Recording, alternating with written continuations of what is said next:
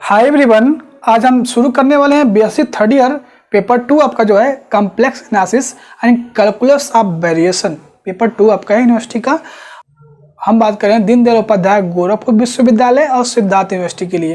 Basically complex analysis तो हर university में होगा, चाहे वो सेकंड ईयर में हो चाहे वो थर्ड ईयर में हो। ठीक है, तो हमने आपको एक बेसिक कंसेप्ट का 5 वीडियोज दिया था, उसमें आप बेसिक कंसेप्ट अच्छे से समझ लीजिए। जीरो से एकदम स्टार्ट किया गया कॉम्प्लेक्स नंबर, बिल्कुल जीरो से कॉम्प्लेक्स एनालिसिस, वो वीडियो देखिए। उसके बाद आप आइए एनालिटिक फंक्शन पे। पिछले वीडियो में हमने बात किया था कि एनालिटिक फंक्शन क्या होता है, सिंगुलरिटी क्या होता है, रेगुलर पॉइंट क्या होते हैं। ठीक है, इस पर बात किया था। आज हम चेक करेंगे किसी एनालिटिक फंक्शन को कि कैसे हम चेक करते हैं। मतलब एनालिटिक फंक्शन का डेफिनेशन यही था कि अगर मान लो कोई हमारे पास कॉम्प्लेक्स कोई फंक्शन एफ जेड है, वो किसी पॉइंट अगर ए पे एनालिटिक होने के लिए होना है तो उस पॉइंट किसी पर्टिकुलर पॉइंट पर अगर हमें चेक करना है एनालिटिक, तो उस पॉइंट के नेबरहुड में वो एफ जेड क्या हो डिफरेंशिएबल हो। अगर डोमेन की बात करें तो मान लो कोई एफ जेड है, कोई डोमेन पे अगर हमें पता करना है कि वो एनालिटिक है कि नहीं है, तो डोमेन के हर पॉइंट पे क्या हो, वो डिफरेंशिएबल हो। ठीक है, मतलब जेड बराबर अगर ए उस डोमेन से लेते हैं तो ए के नेबरहुड में हर पॉइंट पे वो डिफरेंशिएबल होना चाहिए। एफ डैश जेड एग्जिस्ट करना चाहिए, तब कहेंगे उस पॉइंट पे वो क्या है, एनालिटिक है। ठीक है, और एनालिटिक और सिंगुलर पॉइंट का क्या था कि अगर कोई पर्टिकुलर एक पॉइंट पर वो फेल होता है, बाकी हर जगह क्या है वो एनालिटिक है, तो हम कह देंगे कि वो उस पॉइंट का, वो जिस पॉइंट पर फेल हो रहा है वो उसका सिंगुलर पॉइंट होता है। रेगुलर पॉइंट में भी वही था कि उसके मान लीजिए हमें कोई एक फंक्शन डिफाइन किया डोमेन डी पे, तो किसी पॉइंट पे ए का पर्टिकुलर पॉइंट ए पे चेक करते हैं तो ए के नेबरहुड में जितने उस डिस्क में पॉइंट हैं, हर पॉइंट पे डिफरेंशिएबल होना चाहिए, नहीं है डैश जेड एग्जिस्ट करना चाहिए, तो कहेंगे वो क्या है, रेगुलर है। ठीक है, रेगुलर पॉइंट है। तो अब हम बात करेंगे ये सब तो एनालिटिक, अगर मान लीजिए क्वेश्चन में पूछा जाता है कि वो एनालिटिक है कि नहीं है, तो उसके लिए आप डिफरेंशिएबल थोड़ी चेक करोगे ना। उसके लिए सबसे पहला मोस्ट थ्योरम आता है काची-रीमान इक्वेशन, यानी सीआर इक्वेशन से हम 1 मिनट में भी नहीं लगेगा, हम चेक कर सकते हैं कि कोई फंक्शन, जो भी फंक्शन दिया हुआ है वो एनालिटिक है कि नहीं है। ठीक है, बिल्कुल इजी तरीके से। ठीक है, तो हम शुरू करने वाले वही थ्योरम पढ़ेंगे, प्रूफ भी देखेंगे। इसका प्रूफ कैसे, प्रूफ थोड़ा लेंदी है लेकिन कोई नहीं, आपके यूनिवर्सिटी में आता है तो प्रूफ तो करवाना पड़ेगा। ठीक है, तो अभी आप अगर चैनल पे अगर अभी आप नए हैं, पहली बार आए हैं, तो आपका स्वागत है। चैनल को सब्सक्राइब करें, वीडियो को लाइक करें, शेयर करें। आएंगे वीडियोस आते रहेंगे, जल्दी पेपर आपके सब स्टार्ट, धीरे धीरे सब कुछ स्टार्ट हो जाएगा। ठीक है, तो आज हम बात करने वाले हैं काची-रीमान इक्वेशन, सीआर इक्वेशन। अगर आप हायर मैथमेटिक्स में जाना चाहते हैं, जैसे नेट हो गया, गेट हो गया, एनबीएचएम हो गया, बहुत सारे मैथमेटिक्स एग्जामिनेशन होते हैं, कॉम्प्लेक्स का बहुत बड़ा योगदान है और इसमें ये इंपॉर्टेंट टॉपिक है। सीआर इक्वेशन भी कहते हैं इसको, या काची-रीमान इक्वेशन कहते हैं। तो कोई अगर हमारे पास कोई फंक्शन एफ जेड है, वो कब एनालिटिक होना चाहिए, क्या क्या कंडीशन सेटिस्फाई होनी चाहिए, उसको ये हम देखने वाले हैं। तो थ्योरम फर्स्ट, ये नेसेसरी थ्योरम है। क्या है कि नेसेसरी है कि अगर कोई एफ जेड एनालिटिक है तो ये सारे कंडीशन सेटिस्फाई करने पड़ेंगे, तभी वो एनालिटिक होगा। अगर नहीं होता है तो वो एनालिटिक कभी हो ही नहीं सकता। तो पहला कंडीशन नेसेसरी है, इंपॉर्टेंट है। The necessary condition W = FZ = UXY + I iota VXY be analytic at point Z बराबर X + आइटा Y। ये जो कोई हमने FZ लिया U + आइटा V फॉर्म का, हम कह रहे हैं कि वो Z बराबर X + iota Z = X + iota Y के से ये कब एनालिटिक होगा, इट्स डोमेन D, कोई डोमेन हो D पे। मतलब हमसे कहा यह जा रहा है कि FZ जो होगा U + आइटा V होगा, Z बराबर X + आइटा पर किसी डोमेन D पे, वो एनालिटिक कब होगा, जब उसका पार्शियल डेरिवेटिव, यानी U का हम partial derivative delta U upon delta Y, delta U upon delta X और V का पार्शियल डेरिवेटिव डेल्टा V अपन डेल्टा X और डेल्टा V अपन डेल्टा Y, अगर ये एग्जिस्ट करता है, ये एग्जिस्ट, सारे इसके डेरिवेटिव एग्जिस्ट करते हैं और u delta u x equal to delta v y हो जाए पहली कंडीशन, और delta u y equal to minus delta v delta x हो जाए।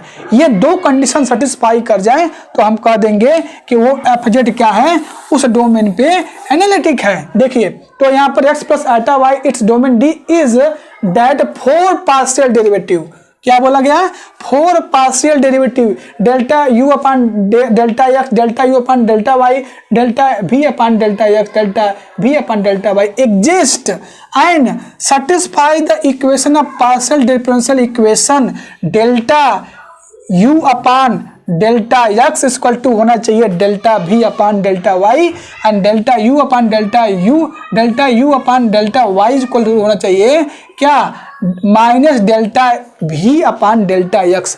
एक्चुअली में ये है क्या, u के रिस्पेक्ट में आप डिफ्रेंशिएट करें तो यह इक्वल होना चाहिए v के रिस्पेक्ट में, अगर हम y के रिस्पेक्ट में करते हैं तो।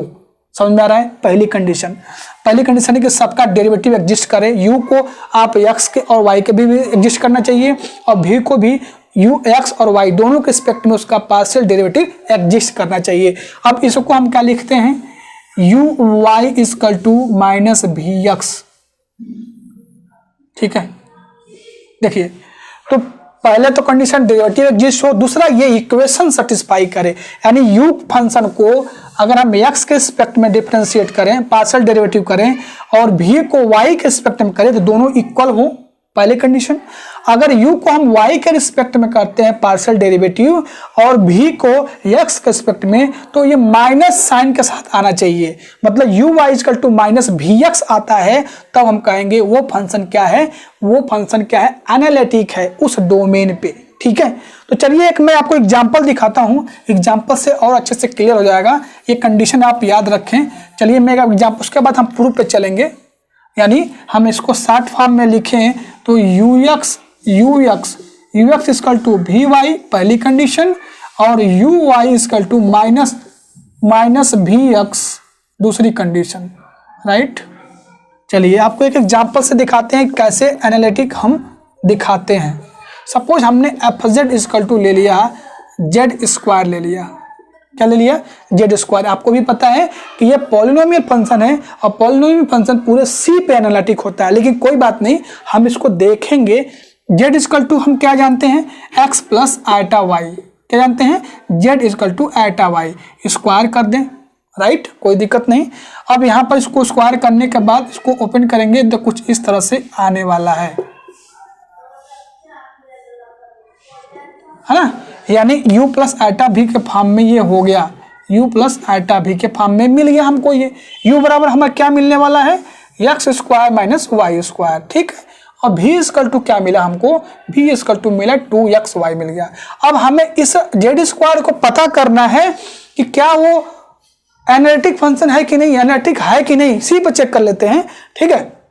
तो मैंने क्या बताया आपको, पहली बात सारा डेरिवेटिव एग्जिस्ट करे, u को x के रिस्पेक्ट में y के रिस्पेक्ट में करें, u को v को y और x के रिस्पेक्ट दोनों में करना चाहिए। तो चलिए हम चेक करते हैं, u डेल्टा u अपान डेल्टा x निकालते हैं तो 2x मिलेगा।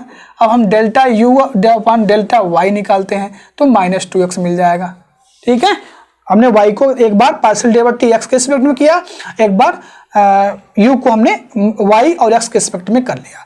अब यहाँ पर करने के बाद अब हम इस v को पार्शियल डेरिवेटिव करेंगे किसके रिस्पेक्ट में, डेल्टा v अपान डेल्टा x को।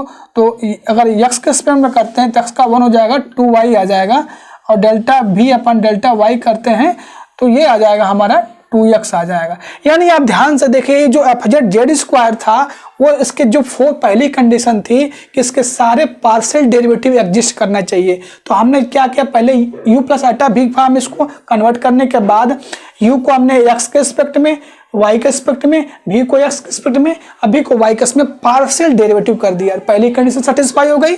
अब दूसरी कंडीशन, इंपॉर्टेंट कंडीशन ये थी कि ux मतलब डेल्टा u जो इक्वल होना चाहिए delta u upon delta x delta v अपन डेल्टा y के इक्वल होना चाहिए। ये कंडीशन सेटिस्फाई होनी चाहिए। दूसरी कंडीशन ये हमारी ये है, पहली कंडीशन सेटिस्फाई हमने करवा दिया, ये पूरा सेटिस्फाई कर गया, देखिए यहाँ तक। अब दूसरी condition delta u upon delta x equal to delta v upon delta y, simple शब्दों में बोलें तो यू एक्स इक्वल टू हमें वी वाई दिखाना है। तो यू एक्स हमारा क्या दिया हुआ है, यू एक्स क्या आया है, 2x आया हुआ है, यानी जब हमने u को x के रिस्पेक्ट में किया तो पार्शियल डेरिवेटिव, अब v को y के रिस्पेक्ट में किया तो क्या आया, 2x आया। बहुत सही आ गया, पहले हमारा इक्वल आ गया है ना। तो यहां से देखिए पहली कंडीशन जो है हमारी सेटिस्फाई कर गई कि u delta u upon delta x delta v upon delta y equal हो गया, जो सेकंड कंडीशन था। अब इसमें दूसरा कंडीशन क्या था कि delta u upon delta y equal to minus delta u upon delta x. अब हमारा u जो आया था x y के रिस्पेक्ट में क्या आया था, -2y, क्या आया, -2y, राइट। अब देखिए यहाँ पर माइनस, अब भी जो हमने x के रिस्पेक्ट जो पार्शियल डेरिवेटिव किया था वो क्या आया है, 2y, कैंसिल हो गया, इंप्लाई करेगा कि 2y के इक्वल हो गया। यानी जो हमारा ये फंक्शन था अब z equal to z square, ये एनालिटिक हो गया। और ऐसे ही आपको चेक करना है, अगर एग्जाम में पूछा जाता है कोई फंक्शन कि check whether the function f z is analytic और नॉट, पूछा जाएगा तो आपको ऐसे ही चेक करना है। प्लस जेड को पहले u प्लस आइटा बी के फॉर्म में कन्वर्ट करना है। फार्मूला हमारा क्या होता है, इससे u भी कंपेयर करिए।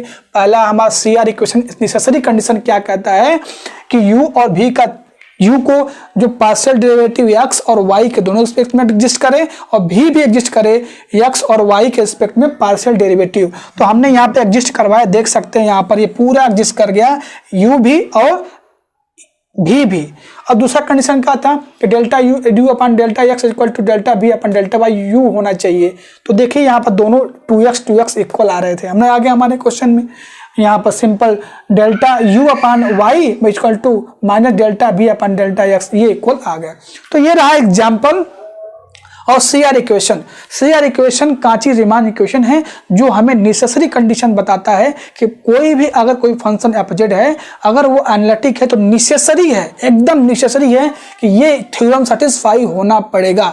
यानी u और v को पार्शियल डेरिवेटिव x y के रिस्पेक्ट में करना पड़ेगा, ux equal to we y हो और uy equal to minus vx हो, तब हम कहेंगे वो क्या है, वो एनालिटिक है। चलिए इस थ्योरम को हम एक बार प्रूव करते हैं और देखते हैं कैसे इसको हम प्रूव करते हैं। तो इस थ्योरम को हम प्रूव करेंगे, मैं इसको रफ करूंगा और डायरेक्ट मैं यहाँ पर प्रूव करूंगा। तो आप वीडियो स्टॉप करिए और इस थ्योरम का जो स्टेटमेंट है और एग्जाम्पल जो कराया गया है उसको नोट डाउन करिए। अब मैं ये सब रफ करूंगा, डायरेक्ट इसमें इस थ्योरम को प्रूव करेंगे कि कैसे ये आता है। ऑब्जेक्ट को अगर लेके चलते हैं तो कैसे पार्शियल डेरिवेटिव और ये इक्वेशन कैसे बनता है, इसके बारे में हम जानेंगे। इसका शॉर्ट नोटेशन ये है, देख रहे हैं ना, इसका शॉर्ट नोटेशन बस जस्ट रिप्रेजेंटेशन है, ठीक है। तो चलिए इसका हम नेक्स्ट पे देखेंगे इसका प्रूव कैसे करते हैं। तो आइए देखते हैं। तो आइए हम प्रूव करते हैं CR इक्वेशन जो है उसका नेसेसरी जो पार्ट है। नेसेसरी पास ये कहता है कोई फंक्शन हमारे पास एफ जेड है जो u plus iota v form का है, तो u जो होगा, u का पार्शियल डेरिवेटिव डेल्टा जो आपका x और y के रिस्पेक्ट में और v का भी पार्शियल डेरिवेटिव x y के रिस्पेक्ट में एग्जिस्ट करे। दूसरी कंडीशन ये ux equal to we y, मनी मतलब ये हो गया कि delta u upon delta x equal to delta b upon delta y। दूसरा delta u upon delta y equal to minus delta upon delta x। ये कंडीशन सेटिस्फाई कोई भी फंक्शन करता है तो हम कहेंगे वो एनालिटिक है। तो उसी को हम प्रूव करेंगे। देखिए प्रूफ में स्टेटमेंट आपने देख लिया था, मैंने रफ कर दिया क्योंकि बहुत बड़ा है तो आपको प्रॉब्लम हो जाएगी। तो एक बार देखते हैं, let f z equal to u plus iota v form मान लेते हैं, be analytic at any point z its domain. मान लेते हैं कोई एफ जेड है u plus iota v form का है, be analytic at any point z आप इट्स डोमेन, ठीक है। तो अगर वो किसी पॉइंट पे, कोई भी पॉइंट पे क्या है, वो उस डोमेन में एनालिटिक है, तो अगर वो एनालिटिक होगा तो उसका जो डेरिवेटिव होगा वो क्या होगा, उस पॉइंट पे एग्जिस्ट, फाइनाइटली एग्जिस्ट करना चाहिए, यानी वो डिफरेंशिएबल होगा, यानी जो एफ जेड है वो डिफरेंशिएबल होगा उस पॉइंट पे, ठीक है, उस डोमेन में क्या होगा, डिफरेंशिएबल होगा। तो ऑब्वियस है एफ जेड अगर एनालिटिक है तो डिफरेंशिएबिलिटी की कंडीशन सेटिस्फाई करेगा। तो डिफिनेशन पिछले वीडियो में बताया गया है, f dash z equal to delta z equal to 0 tends to 0 f z plus delta z minus f z divide by delta z. ये डेफिनेशन है, क्या है, डिफरेंशिएबिलिटी की डेफिनेशन है कॉम्प्लेक्स एनालिसिस की, बता दिया था मैंने, वीडियो 5 में आप जाएंगे तो मिलेगा आपको, एग्जिस्ट एंड यूनिक। देखिए फिर से सुनिए, अगर एफ जेड कोई हमारा एनालिटिक है किसी डोमेन पे, किसी पॉइंट पे, वो किसी भी पॉइंट आप ले रहे हो उस डोमेन पे एनालिटिक है, तो उस पर वो उसका जो उस पॉइंट पे, उस डोमेन में हर पॉइंट पे क्या होना चाहिए, वो डिफरेंशिएबल होना चाहिए। तो इसीलिए हमने यहाँ पर डिफरेंशिएबल की डिफिनेशन लिख दी कि f z equal to limit z tends delta z tends to 0 f z plus delta z minus f z divide by delta z. तो ये एग्जिस्ट करेगा और यूनिक मिलना चाहिए। चलिए कि अगर वो उस कोई फंक्शन एनालिटिक है तो डिफरेंशिएबल होना जरूरी है। अब also Z equal to X plus iota Y, also X equal to delta iota Y, तो यहाँ से आप ले सकते हैं, तो क्या आएगा, delta z equal to delta x plus delta y. ये तो आपको समझ में आ ही जाएगा, बहुत सिंपल है, यहाँ से आल्टा वाई, ठीक है। एंड अगर हम डेल्टा टेंस टू 0 करते हैं, डेल्टा टेंस टू 0 करते हैं तो डेल्टा एक्स और डेल्टा वाई दोनों क्या करेगा, 0 पे टेंड करेगा, ऑब्वियस है। तो चलिए हम डेफिनेशन पे अब आते हैं, डेल्टा जेड को डेल्टा एक्स और डेल्टा वाई पर टेंड करवाते हैं। तो f dash z limit delta x tends to 0 delta y tends to 0। अब फंक्शन में जाइए, अब रखिए u प्लस आटा भी फॉर्म का जगह आपने फंक्शन जो लिया था डिफिनेशन, तो एफ जेड क्या हमारा है, एफ जेड क्या है, u प्लस आटा भी फॉर्म का था, x के जगह पे आपको क्या रखना है, ये रखना है। तो यहाँ से क्या हो जाएगा, आपको u भी फॉर्म में जाएंगे तो ये जो z दिख रहा है ये u भी फॉर्म में कन्वर्ट हो जाएगा, यानी u x plus delta x कामा u plus delta y। u का जो फंक्शन होगा वो क्या हो जाएगा, x के जगह पे आपको रखना पड़ेगा x प्लस डेल्टा x और y के जगह पे y प्लस डेल्टा y। ये u फंक्शन की हम बात कर रहे हैं, ठीक है। अब आई प्लस आयटा भी, तो भी में भी वही है, x प्लस डेल्टा x और y प्लस डेल्टा y। ये तो रहा एफ जेड। अब दूसरा क्या होता है, यहाँ पर हो गया F z plus delta z. ये हमारा जो फंक्शन यू दिख रहा है आपको, ये जेड प्लस डेल्टा जेड आपने पुटअप किया हुआ है, यानी उसमें आप डेल्टा जेड को ऐड करना किया करके आपने यहाँ पे लिखा हुआ है। तो x plus delta x, y plus delta y ना। अब ये तो था हमारा एफ जेड था, यानी u प्लस आटा भी का फॉर्म में एक्स वाई फंक्शन में था, तो उसको ऐसे में लिख दिया। देखिए एफ जेड था, एफ जेड हमारा क्या है, u एक्स वाई प्लस आटा भी वाई, तो हमने यहाँ पर रख दिया। अब डिफिनेशन यहाँ पर था नीचे डेल्टा जेड, तो डेल्टा जेड इसको delta x plus delta y हमने यहाँ पर पुटअप कर दिया। अब यहाँ पर जाएंगे, अब इसको आपको क्या करना है, इसको थोड़ा सेपरेट करिए, u प्लस आटा भी फॉर्म का कन्वर्ट करिए। तो हमने इस u एक्स वाई को इधर ला दिया और delta x plus iota delta Y से डिवाइड कर दिया। यहाँ पर हमने आटा लगा दिया, ये वाला आटा, और ये अपना v लिख दिया यहाँ पर, माइनस यहाँ पर v x y divide by delta x plus iota delta y. इसको हम कर देंगे समीकरण नंबर 1, इक्वेशन नंबर फर्स्ट। अब यहाँ से दो केसेस बनेंगे, एक रियल एक्सिस और एक इमेजिनरी एक्सिस। पहले हम बात करेंगे रियल एक्सिस की। Now let us consider two possible approach in delta z equal to 0। दो अप्रोच हैं डेल्टा जेड को 0 करने के, एक तो डेल्टा एक्स बराबर 0 और दूसरा डेल्टा वाई बराबर 0। दो अप्रोच है ना, डेल्टा जेड कब 0 होगा, एक तो डेल्टा एक्स बराबर 0 या तो डेल्टा वाई बराबर 0, ठीक है।